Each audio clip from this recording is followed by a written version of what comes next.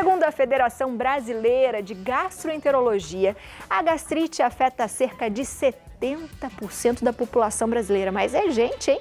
Para falar sobre esse assunto, eu recebo aqui na nossa casa a gastroenterologista e endoscopista, a doutora Érica Ferreira. Doutora, seja muito bem-vinda à nossa casa, sempre muito elegante. Muito obrigada. Bom, boa tarde a todos. Para mim é um prazer estar aqui. Hoje a gente vai falar sobre a gastrite, né? Uma condição que é tão comum, como você bem falou. É muita gente, doutora. É muita gente. Imagina que, assim, infelizmente é uma condição que pode acometer das pessoas mais velhas até as mais novas, crianças tendo, né, problemas com gastrite. Então, vamos falar, né, sobre essa condição. A gastrite nada mais é do que uma inflamação que pode acontecer na parede interna do nosso estômago. E isso tem várias causas, né? Desde as causas mais agudas, causas às vezes mais crônicas. Então é por isso que ela é tão comum, infelizmente, né? E pode acometer tanta gente. Tanta gente. É uma inflamação. É uma inflamação. Então entenda que assim, o nosso estômago, ele é como se fosse uma câmera, né? Que vai lá absorver lá os alimentos que estão descendo do esôfago para ser digerido e depois passar para o intestino. Então, essa bolsinha, ela tem ácido, ela tem as enzimas digestivas. Quando acontece alguma coisa que quebra a barreira de proteção, né, dessa parede, ela começa a se inflamar. E é aí que está a gastrite. E quais as causas, doutora? Já que você falou que tem várias, vamos lá.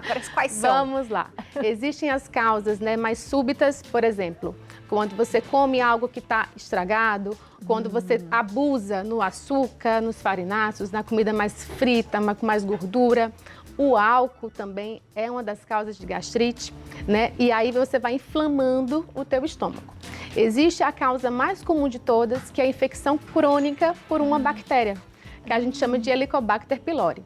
Infelizmente, essa bactéria ela é muito comum, mas ela não é normal.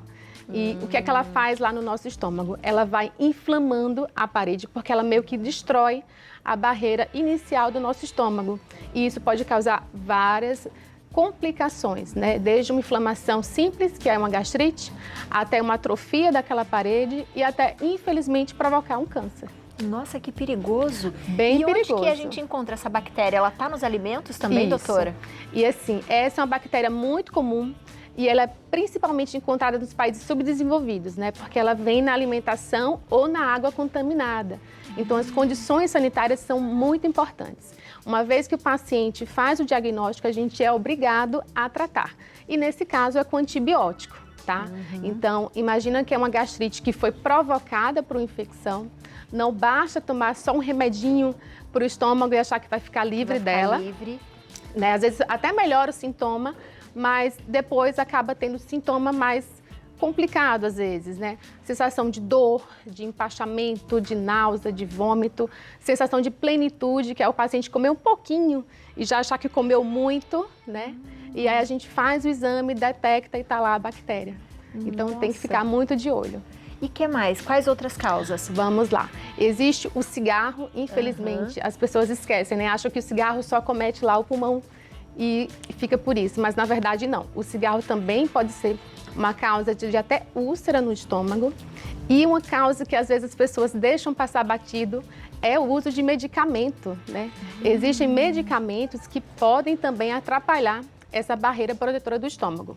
Por exemplo, os anti-inflamatórios. O anti-inflamatório, que é um medicamento que às vezes as pessoas compram na farmácia sem receita, né? Por uma dor, né? Por uma inflamação, uma amidalite, acaba se automedicando.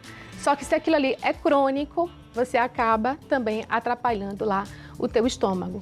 Corticóide também pode causar, o AS, aquele AS infantil que muita gente toma, às vezes nem sabe por que está tomando, também pode ser causa de gastrite. E doutora, quando a gente fala assim, ai, fulano tem gastrite nervosa, o que é isso? Esse é um termo assim popular, né? No nosso meio a gente chama de dispepsia.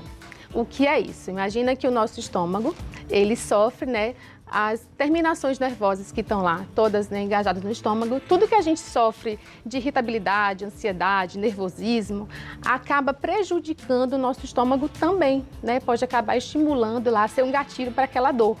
Às vezes o paciente sofre com dor no estômago, com náusea, com ânsia, tem uma sensação de aperto, de queimação, faz a endoscopia, faz todos os exames e vêm todos normais. E fala, nossa, o que é que eu tenho? Uma gastrite nervosa? Na verdade, é uma dispepsia. São sintomas desencadeados, muitas vezes, né, por questões psicológicas. Os exames vêm todos normais e a gente precisa tratar esse paciente, né? Não pode deixar ele sofrendo com esse desconforto. Como, doutora? Aí é que está a questão. Não basta somente dar o medicamento Omeprazol e achar que vai resolver, né? A gente precisa conversar bastante com o paciente, colher muito bem a história dele, examinar, ver se não tem mais nada para ser resolvido, conversar sobre a questão comportamental. O paciente tem que ter uma consciência que os alimentos que ele está utilizando pode ser a causa, né, do desconforto. E se ele sofre com ansiedade, precisa também tratar essa ansiedade, porque só tomar um remedinho para o estômago não vai resolver. Não vai resolver. E você estava falando de tratamentos, né? Sim. Dependendo de como for, a gente começa com os remédios, mas existe caso cirúrgico, doutora? Existe. Infelizmente, sim, a gastrite é uma inflamação no estômago, né? Se a gente faz uma endoscopia, encontra uma úlcera, aquela úlcera deve ser biopsiada. Se essa úlcera tiver aspecto de ser algo maligno, infelizmente, às vezes o paciente precisa ser operado, né, para poder ser curado. Não adianta, nesse caso mais avançado, a gente achar que o paciente vai resolver só com medicamento. E quais são os sintomas? O que as pessoas sentem? Você falou de alguns aí. Geralmente são os mais comuns? Como são? Geralmente o paciente fala assim, doutora, eu sinto uma dor, né, bem aqui no meio da barriga. Essa dor às vezes inicia ou quando eu estou muito nervosa, estou muito estressada, né, estou irritada, sinto logo uma dor empontada no estômago. A gente pensa mais numa dispepsia. Ou quando você come algo, vamos supor, um chocolate, né? Esse é clássico.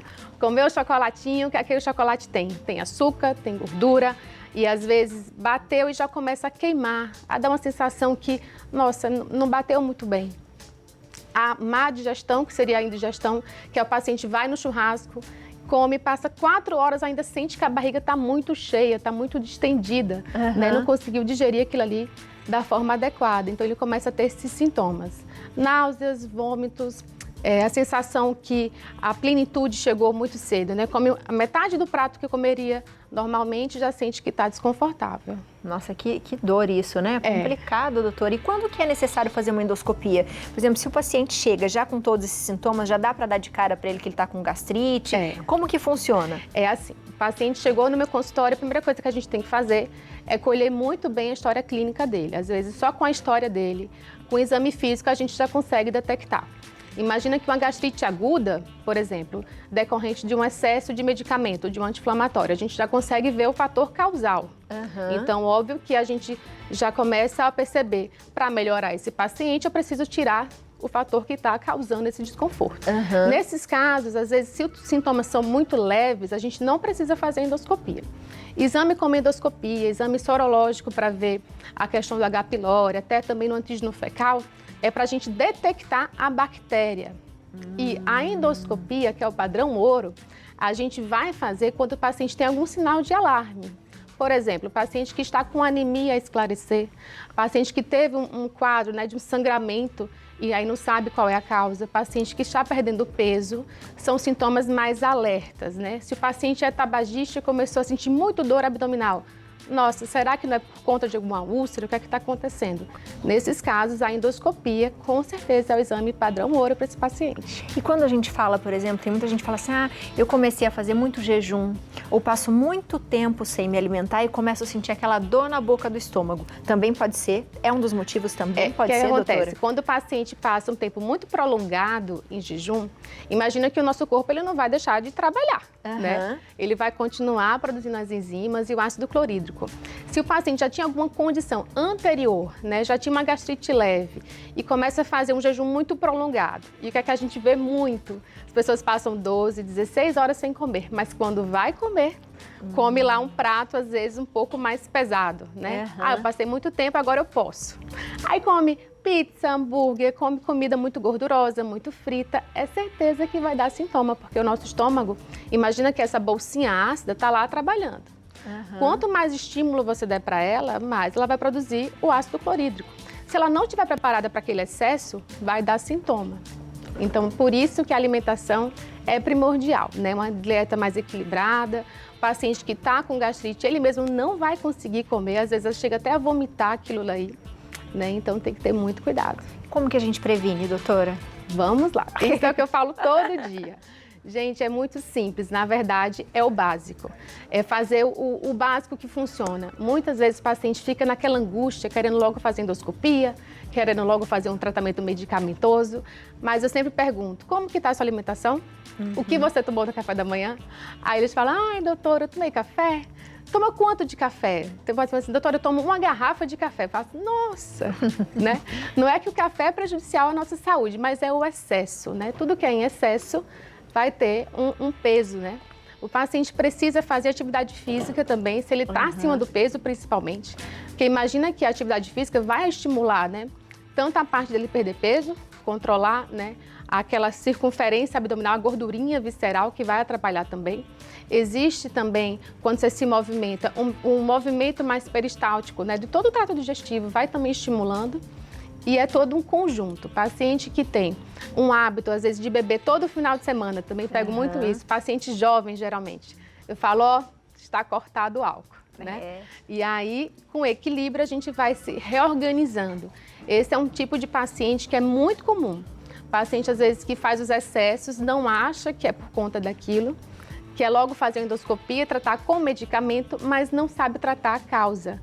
Ou às vezes não se lembra, né, que aquele excesso pode ser a causa. Então a gente tem que bater nessa tecla.